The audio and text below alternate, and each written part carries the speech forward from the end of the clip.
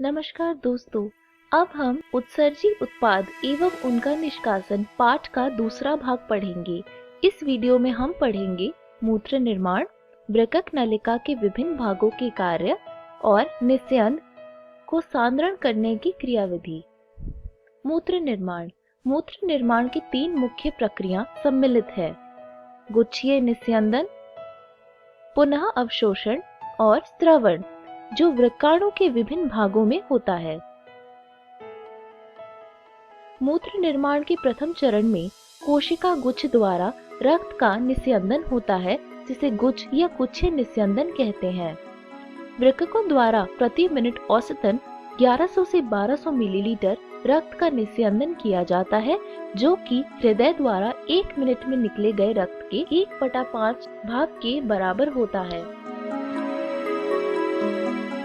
गुच्छ की कोशिकाओं का रक्त दाब रुधिर के 3 परतों में से निस्यंदन करता है। ये 3 परतें हैं: गुच्छ की रक्त कोशिका की आंतरिक उपकला, बोमिन संपुट की उपकला तथा इन दोनों परतों के बीच पाए जाने वाली आधार झिल्ली।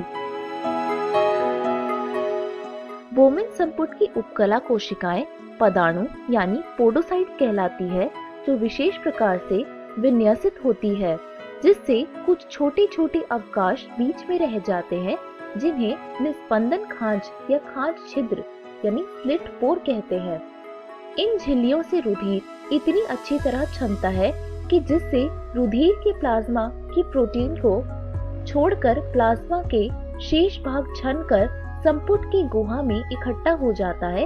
इसलिए इसे परानिस्यंदन यानी अल्ट्राफिल्ट्रेशन कहते हैं। वृक्कों द्वारा प्रति मिनट निस्पंदित की गई मात्रा गुच्छीय निस्यंदन दर GFR कहलाती है।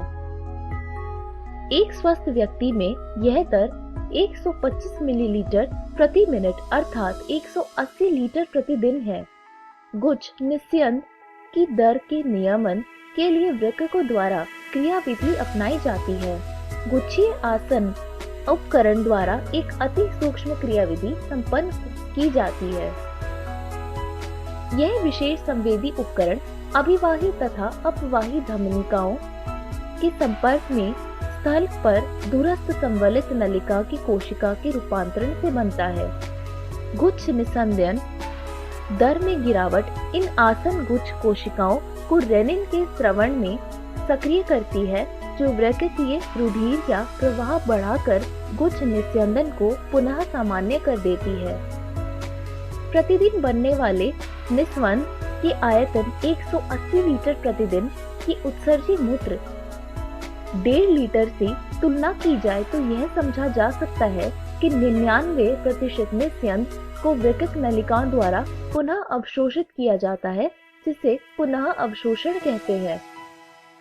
यह कार्य वृक्क नलिका की उपकला कोशिकाओं अलग अलग खंडों में सक्रिय अथवा निष्क्रिय क्रियाविधि द्वारा करती है। उदाहरणार्थ निस्यंद पदार्थ जैसे ग्लूकोज, अमीनो अम्ल, Na+ इत्यादि सक्रिय रूप से परिवहन से पुनरावशोषित कर लिए जाते हैं, जबकि नाइट्रोजनी निष्क्रिय रूप से अवशोषित होते हैं। वृक्काणु के प्रारंभिक भाग में जल का पुनरावशोषण निष्क्रिय क्रिया द्वारा होता है। मूत्र निर्माण के दौरान नलिकाकार कोशिकाएं निस्यंद में हाइड्रोजन आयन, पोटेशियम आयन और अमोनिया जैसे पदार्थों को स्रवित करती है। नलिकाकार स्रवण में मूत्र निर्माण का एक मुख्य चरण है, क्योंकि यह शारीरिक तरल आयनी व अम्ल क्षार संतुलन को बनाए रखता है। वृक्क नलिका के विभिन्न भागों के कार्य। समीपस्थ संवलित नलिका यानी PCT।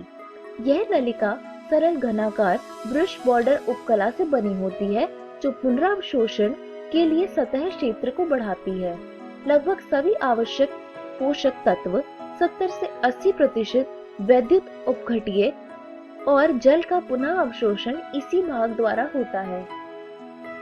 समीपस्थ संवलित नलिका शारीरिक तरलों के pH तथा आयनी संतुलन को इससे बनाए रखने के लिए हाइड्रोजन आयन, अमोनिया और पोटेशियम आयनों का निस्यंद में स्रवण और HCO3- यानी बाइकार्बोनेट आयन का पुनरावशोषण करती है। हेनले लूप इस भाग में न्यूनतम पुनरावशोषण होता है।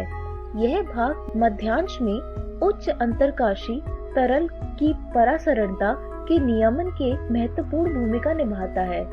हेनले लूप का अवरोही भुजा जल के लिए पारगम्य होता है, परंतु वैद्युत अपघट्य के लिए लगभग अपारगम्य होता है। यह नीचे की ओर जाते हुए निस्वंद को सांद्र करती है।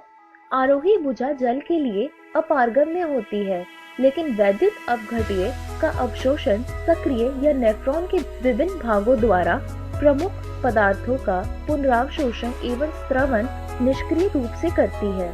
जैसे जैसे सांद्र निस्यंद ऊपर की ओर जाता है, वैसे वैसे वैद्युत अपघट्य के मध्यांश तरल में जाने से निस्यंद तनु यानी डाइल्यूट हो जाता है।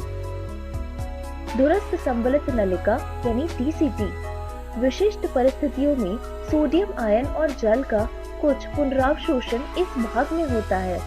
दूरस्थ संवलित नलिका रक्त के सोडियम पोटेशियम का संतुलन तथा pH बनाए रखने के लिए बाइकार्बोनेट्स का पुनरावशोषण एवं हाइड्रोजन आयन, पोटेशियम आयन और अमोनिया का चयनात्मक स्रवण करती है। संग्रह नलिका, यह लंबी नलिका वृक्क के वल्कुट से मध्यांश के आंतरिक भाग तक फैली रहती है। मूत्र को आवश्यकता अनुसार सांद्र करने के लिए जल का बड़ा हिस्सा इस भाग में अवशोषित किया जाता है। यह भाग मध्यांश की अंतरकाशी के परासरणता को बनाए रखने के लिए यूरिया के कुछ भाग को वृक्क मध्यांश तक ले जाता है। यह pH नियमन तथा हाइड्रोजन आयन और पोटेशियम आयनों के चयनात्मक स्रवण द्वारा रक्त में आयनों का संतुलन बनाए रखने में भी भूमिका निभाता है। निस्यंद को सांद्रण करने की क्रियाविधि। स्तनधारी सांद्रित मूत्र का उत्पादन करते हैं। इस कार्य में हेनले लूप और वासा रेक्टा महत्वपूर्ण भूमिका निभाते हैं। हेनले लूप की दोनों भुजाओं में निस्यंद का विपरीत दिशाओं में प्रवाह होता है, जिससे प्रतिधारा उत्पन्न होती है। वासा रेक्टा की दोनों भुजाओं में रक्त का बहाव भी प्रतिधारा प्रतिरूप यानी पैटर्न में होता है। हेनले लूप व वासा रेक्टा के बीच की नजदीकी तथा उनमें प्रतिधारा मध्यांशी अंतराकाश यानी मेडुलरी इंटरस्टिशियम के परासरण दाब को विशेष प्रकार से नियमित करती है। परासरण दाब मध्यांश के बाहरी भाग से भीतरी भाग की ओर बढ़ता जाता है, जैसे कि वल्कुट की ओर 300 मिली ऑस्मोल प्रति लीटर से आंतरिक मध्यांश के लगभग 1200 मिली ऑस्मोल प्रति लीटर। यह प्रवणता सोडियम क्लोराइड तथा यूरिया के कारण बनती है। NaCl का परिवहन हेनले लूप की आरोही भुजा द्वारा होता है, जिसे हेनले लूप की अवरोही भुजा के साथ विन्मित किया है। सोडियम क्लोराइड अंतराकाश की वासा रेक्टा की आरोही भुजा द्वारा लौटा दिया जाता है। इसी प्रकार यूरिया का कुछ मात्रा हेनले लूप के पतले आरोही भाग में विसरण द्वारा प्रविष्ट होती है, जो संग्रह नलिका द्वारा अंतराकाशी को पुनः लौटा दी जाती है। ऊपर वर्णित पदार्थों का परिवहन हेनले लूप तथा वासा रेक्टा की विशेष व्यवस्था द्वारा सुगम बनाया जाता है, जिसे प्रतिधारा क्रियाविधि कहते हैं। यह क्रियाविधि मध्यांश के अंतराकाशी की प्रवणता को बनाए रखती है। इसी प्रकार की अंतराकाशीय प्रवणता संग्रह नलिका द्वारा जल के सहज अवशोषण में योगदान करती है और निस्यंद का सांद्रण करती है। हमारे वृक्क प्रारंभी निस्यंद की अपेक्षा लगभग 4 गुना अधिक सांद्र मूत्र उत्सर्जित करते हैं। यह निश्चित ही जल के ह्रास को रोकने के लिए मुख्य क्रियाविधि है। इस वीडियो में हमने सीखा मूत्र निर्माण, वृक्क नलिका के विभिन्न भागों का कार्य और निस्यंद को सांद्रण करने की क्रियाविधि। अगली वीडियो में हम पढ़ेंगे वृक्क क्रियाओं का नियमन, मूत्रण, उत्सर्जन में अन्य अंगों की भूमिका और वृक्क विकृतियाँ। धन्यवाद।